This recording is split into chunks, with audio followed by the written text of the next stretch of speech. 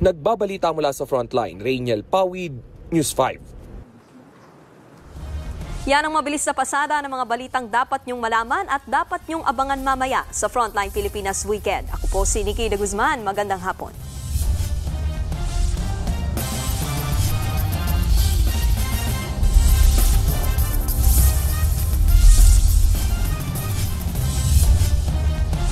Trip!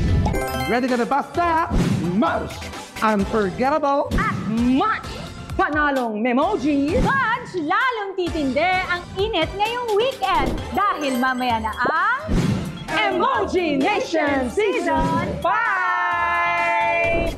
Season 5! Emoji Nation Season 5, 5:30 p.m. sa TV5. Dala din namin ang mga kwento mula dito sa Kabisayaan. At syempre, dadalhin namin kayo sa mga kwentong hatid ng napakagandang Mindanao.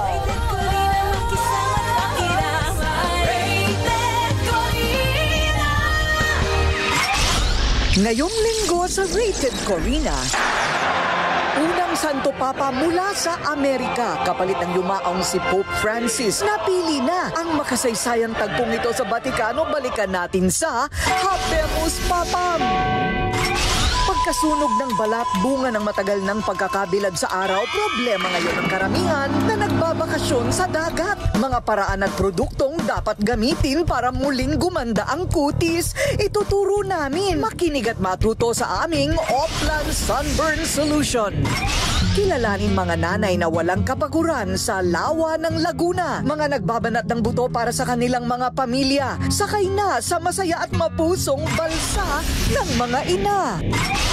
Bahay ng mga sikat na personalidad at artistang idolo natin, isa-isa nating bibisitahin sino ang in sa mga latest style, design at theme. Tara na't pasukin natin ang mga House of the Stars. Museum.